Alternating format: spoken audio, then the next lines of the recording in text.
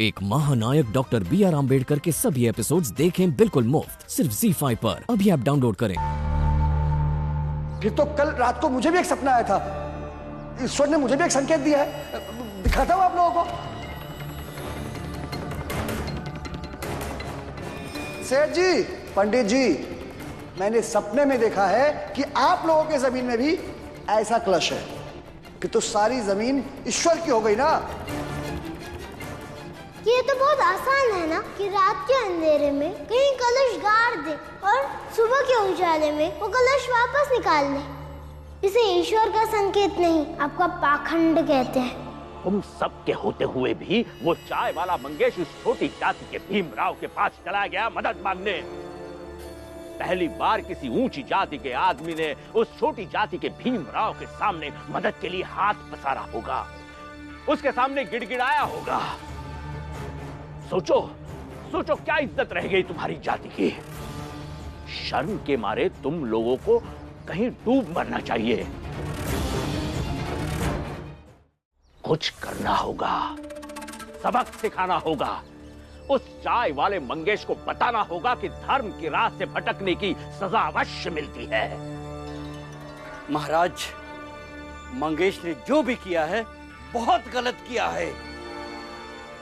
हमारी सारी ऊंची जातियों का अपमान किया उसने, और इस अपमान की सजा उसे मिलकर रहेगी। मेरी नजर में ये पाप है, पाप।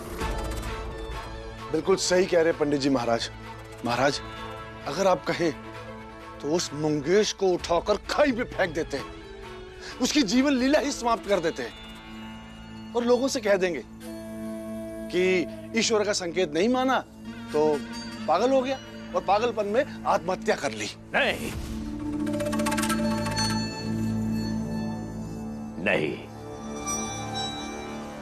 मौत नहीं, जिंदगी देंगे, बदतर जिंदगी। उस चाय वाले मंगेश के भाई से जाकर कहो महाराज ने उसे याद किया है। जी महाराज। जी महाराज, हम अभी महेश को लेकर आते हैं। चलिए पंडित जी।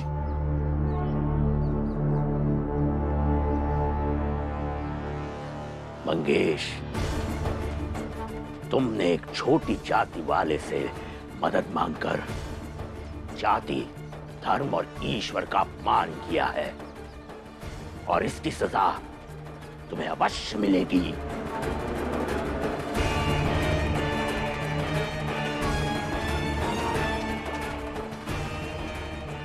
और भीमराव, तुम्हें भी इसकी सजा मिलेगी।